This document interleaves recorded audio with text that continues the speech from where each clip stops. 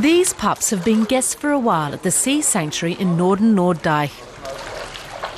And Peter Lienen and his team take care of the young animals who were found motherless on the sandbanks of the North Sea.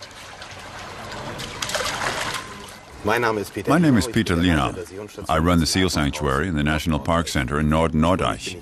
I started out as a forest ranger, but wildlife biology brought me to East Frisia, and I've had the good luck to be able to work in this unique institution for 13 years. Feeding time. This year they have 87 pups to fatten up. The small seals eat 200 kilos of herring a day.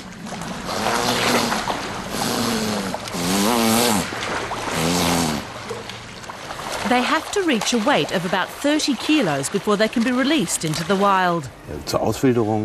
When the time comes to release the animals, we pack them in sturdy carriers that are dark inside but provide enough air. We put them on a boat and take them out near a seal colony. There we either let them out into the water from the boat or on the beach. Then they can return to their natural ecosystem.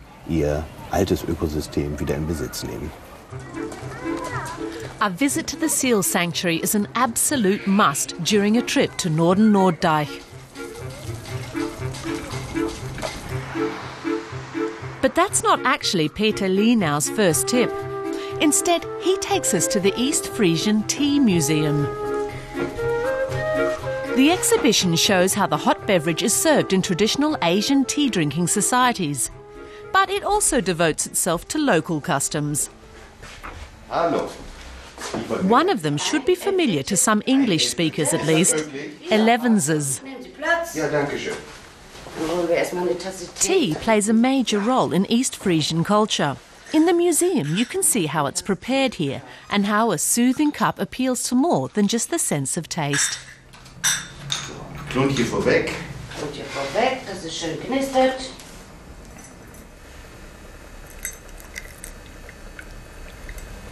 To top off their tea, East Frisians add a dollop of cream, and they don't stir. The local love of tea had its beginnings in the 17th century, first as a medicine, then as a beverage. Nowadays, East Frisian tea drinkers can compete with the best.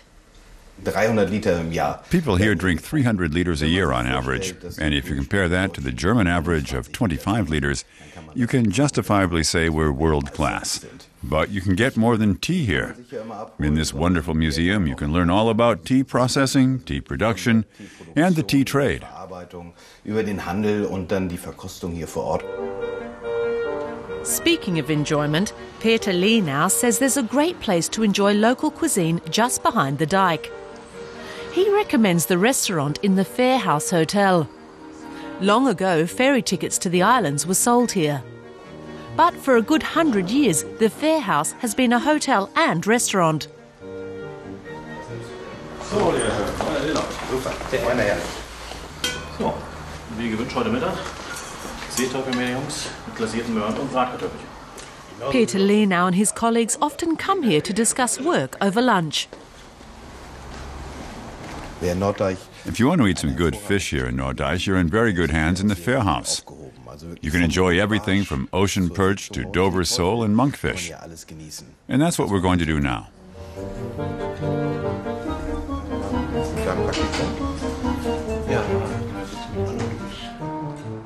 And after the meal, time for a walk. We start at the moated castle that belongs to old East Frisian nobility, who still live in it. This is the home of Count Tito Graf von Inn und Kniphausen and his family. We won't disturb him today, but he's good enough to keep his park open to the public, so we'll go in there. Lütetsburg Castle Park is Peter Lienen's third recommendation.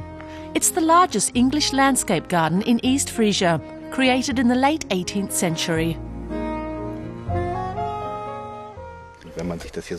You only have to look at it to see this is a place of peace and tranquility. That's why I love taking a stroll through here with my family.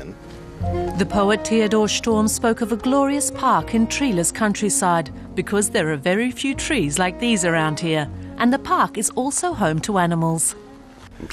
Here's a little something I also enjoy, but we can't let the Count find out. Early August is the rutting or mating season for deer. The stags chase the roe and make a very distinctive sound. You can imitate the sound with a leaf from one of the many beautiful beech trees here.